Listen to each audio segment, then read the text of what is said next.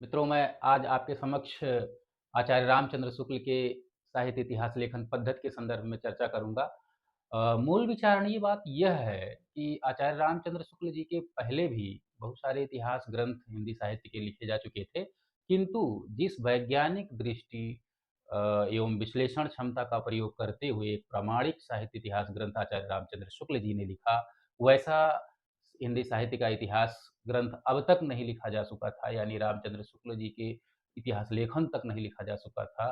तो यहाँ आज मैं इस क्लास में आप लोगों के समक्ष ये चर्चा करूँगा कि आखिर किस पद्धति का प्रयोग आचार्य रामचंद्र शुक्ल जी ने लिखा कि पूरे हिंदी साहित्य के इतिहास को एक बेहतर क्रमबद्ध और वैज्ञानिक ढंग से प्रस्तुत कर सके और आज भी वह ग्रंथ अपने आप में एक महत्वपूर्ण इतिहास ग्रंथ साबित हो चुका। आज हम लोग इसी के समक्ष चर्चा करेंगे। तो जो इन्होंने पद्धति अपनाई हिंदी साहित्य के इतिहास लेखन के लिए, उसको दोस्तों कहा जाता है विधेयवादी पद्धति। विधेयवादी पद्धति। विधेयवादी पद्धति। पद्धति। अब मित्रों, एक चीज ये समझने की बात है, ये विधेयवादी पद्धति होती क्या है, इसकी क्या खासियत है। विधेय वाद को स्पेशली प्रत्यक्षवाद भी कहा जाता है। विधेयवाद को विधेयवाद को प्रत्यक्षवाद भी कहा जाता है। प्रत्यक्षवाद। और इसके लिए अंग्रेजी में शब्द आता है पॉजिटिविज्म।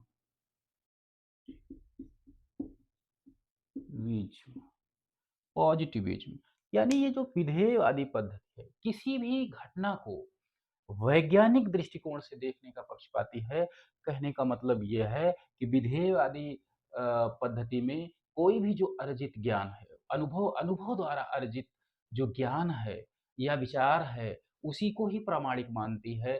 अनुभव, प्रत्यक्ष अनुभव के अलावा अन्य किसी माध्यम से जो अर्जित ज्ञान है, उसको वो प्रामाणिक नहीं मानती है। इसीलिए इसमें मूल चीज है वैज्ञानिकता, इसमें निहित है इस पद्धति में।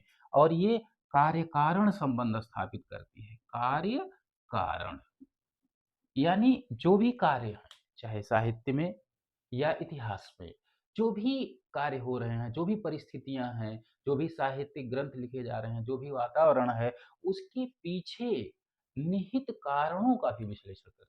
जैसे हिंदी साहित्य के इतिहास में आदिकाल आया, भक्ति काल आया, रीतिकाल आया, आधुनिक काल आया। तो वो इस पद्धति में इस बात का विश्लेषण किया जाता है कि आखिर कौन-सी ऐसी परिस्थितियाँ थीं, क्या कारण मौजूद थे जिनके कारण से ये काल परिवर्तन हुए और उस तरह से साहित्य रचनाएँ भी आगे को प्रवृत्त हुईं। तो इन्हीं बातों का ध्यान में रखते हुए आचार्य रामचंद्र शुक्ल ने अपना इतिहास लेखन किया। इसी वजह से वो एक वैज्ञानिक और प्रामाणिक इतिहास ग्रंथ साबित हो सका। आइए मित्रों, हम लोग जानते हैं कि आखिर ये विधेयवाद की शुरुआत कब हुई, इसके जनक कौन हैं और इसके पीछे उनकी मंशा क्या थी, उन्होंने क्या दृष्टि ध्यान में रखते हुए विधेयवाद का विश्लेषण किया और उसको आगे बढ़ाया। तो मित्रों, मैं चर्चा करता हूँ विधेयवाद के जनक के रूप में फ्रांसीसी फ्रांसीसी गणितज्ञ एवं दार्शनिक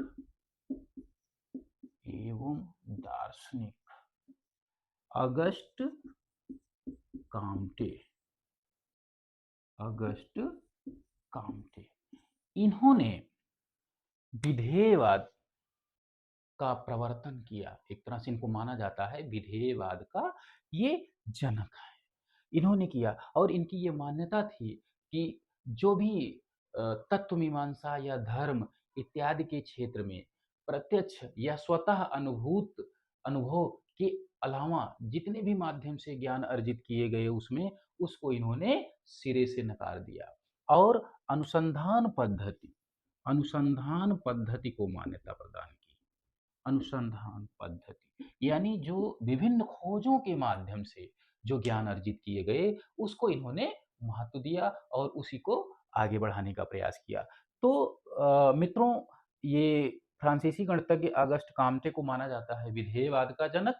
और इसको आगे बढ़ाने में किसका महत्वपूर्ण योगदान था और जिसका प्रभाव आचार्य रामचंद्र शुक्ल जी के इतिहास ग्रंथ लेखन पर भी व्यापक रूप से पड़ा। आइए उनकी हम लोग चर्चा कर देते हैं। तो वो भी फ्रांस के ही थे। फ्रेंच इतिहा दार्शनिक एवं इतिहासविद थे ये। दार्शनिक एवं इतिहासविद,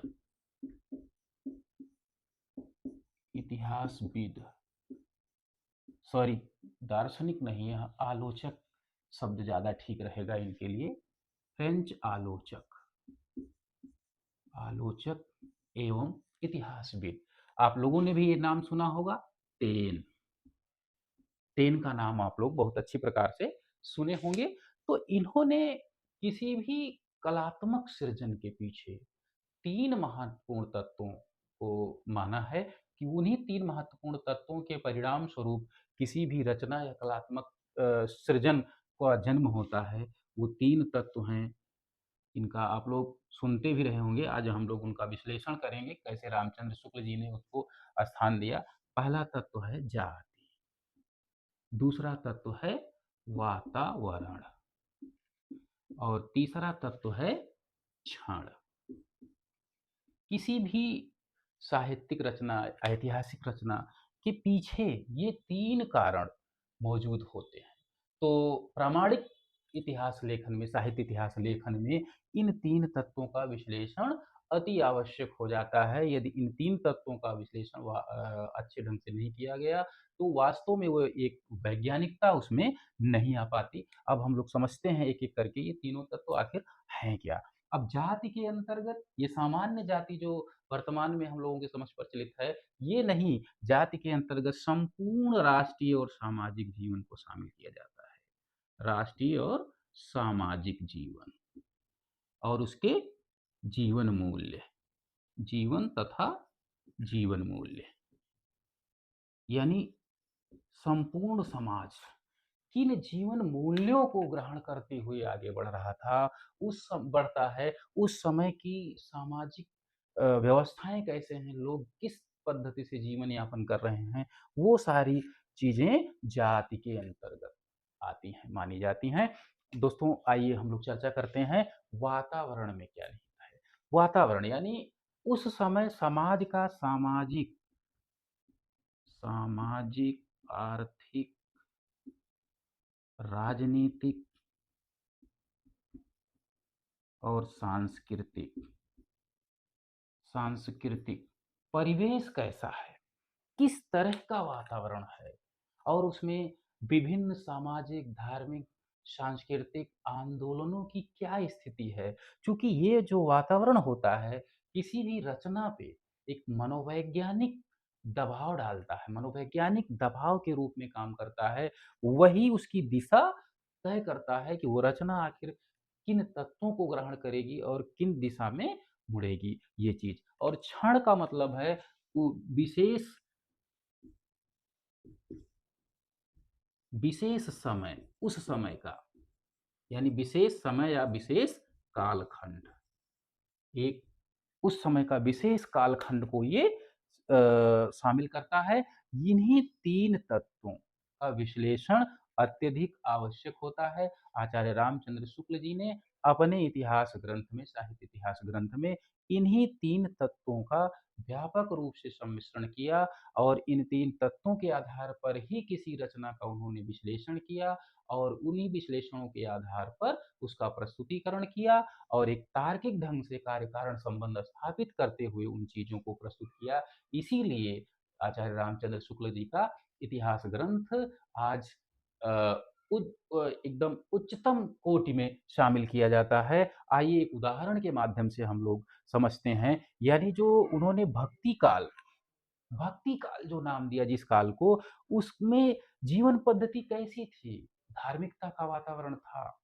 लोग गुरुओं में अत्यधिक विश्वास रखते थे, धार्मिक मूल्यों में काफ़ी विश्वास रखते थे, धार्मिक कर्मकांडों में लीन हुआ करते थे और समाज जो है, उस समाज की क्या स्थितियाँ थीं, ये वातावरण यानी उस समय सामाजिक वातावरण कैसा था?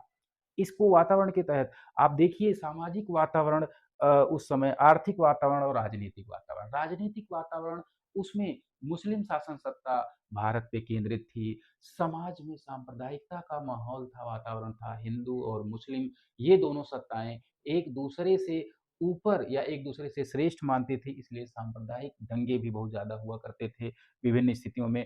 आर्थिक स्थितियाँ दयनीय थी, कृषि आधारित व्यवस्था थी। तो इन सभी चीज़ों का उस समय के साहित्य रचना पर भी प्रभाव पड़ा। इन्हीं कारणों से आप देखिए धार्मिक प्रवृत्तियों से युक्त रचनाएँ अधिकांश मात्रा में भक्ति काल में दिखती हैं और उस काल को एक विशेष कालखंड में इन्होंने बद्ध किया संवत 1375 से संवत 1700 ईस्वी तक के कालखंड को उन्होंने भक्ति काल के अंतर्गत शामिल किया। यानी भक्ति काल का जो उन्होंने इन तीनों तत्वों के आधार पे भक्ति काल ही नहीं जितने भी कालों का नामकरण उन्होंने किया, उनमें इन तीनों तत्वों का हर रचनाओं में इन तीनों तत्वों का उन्होंने समावेश किया। इसलिए उनका इतिहास ग्रंथ, साहित्य इतिहास ग्रंथ काफ़ी प्रामाणिक सिद्ध हो सका। तो मित्रों मुझे आशा है कि आप लोग समझ गए होंगे और धैर्यपूर्वक देखने के लिए धन्यवाद। यदि वीडियो आपको अच्छी लगे तो लाइक और शेयर ज़रूर करें, सब्सक्राइब करें।